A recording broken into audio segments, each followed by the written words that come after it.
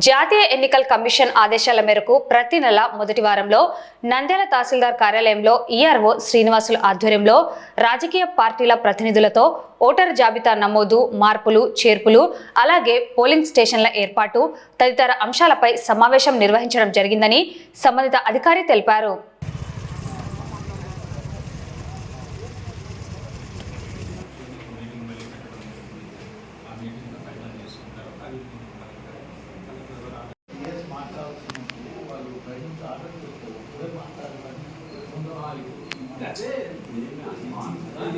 భారత ఎన్నికల సంఘం ఆదేశాల మేరకు నంద్యాల నియోజకవర్గంలో ప్రతి నెల అన్ని రాజకీయ పక్షాల ప్రతినిధులతో సమావేశం ఏర్పాటు చేయడం జరుగుతుంది. ప్రతి నెల మొదటి వారంలో అందులో భాగంగా ఈరోజు కూడా ఈ సమావేశాన్ని ఏర్పాటు చేయడం జరిగింది.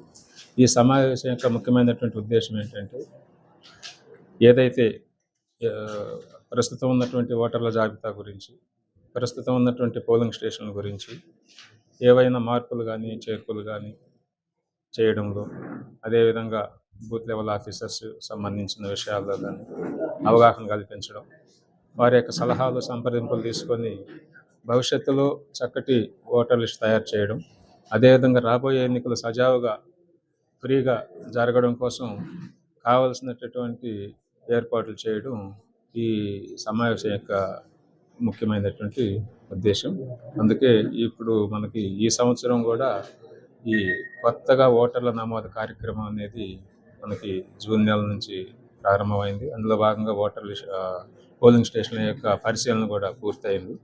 తదుపరి ఎన్నికల షెడ్యూల్, మన ఎన్నికల కమిషన్ యొక్క షెడ్యూల్ ప్రకారము ఇప్పుడు పోలింగ్ స్టేషన్స్, అన్ని పోలింగ్ స్టేషన్లు కూడా ప్రస్తుతం ఉన్నటువంటి నియోజకవర్గంలో 286 పోలింగ్ స్టేషన్స్ వెరిఫై చేయడం జరిగింది. అందులో భాగంగా అంటే ఏ పోలింగ్ స్టేషన్లు అయితే ఓటర్ల సంఖ్య 1200 కంటే ఎక్కువ ఉందో వాటిని మరొక కొత్త పోలింగ్ స్టేషన్ ఏర్పాటు చేయడము, ఎక్కడైనా ఉన్నటువంటి పోలింగ్ స్టేషన్లు శిథిలమైన పడిపోయే పరిస్థితిలో ఉంటే వాటి ప్లేస్లో కొత్త పోలింగ్ చేయడం కూడా జరుగుతుంది. ఆ విధంగా ఇప్పుడు సుమారుగా ఈ వెరిఫికేషన్లో 49 పోలింగ్ స్టేషన్లు ఐడెంటిఫై చేయడం జరిగింది.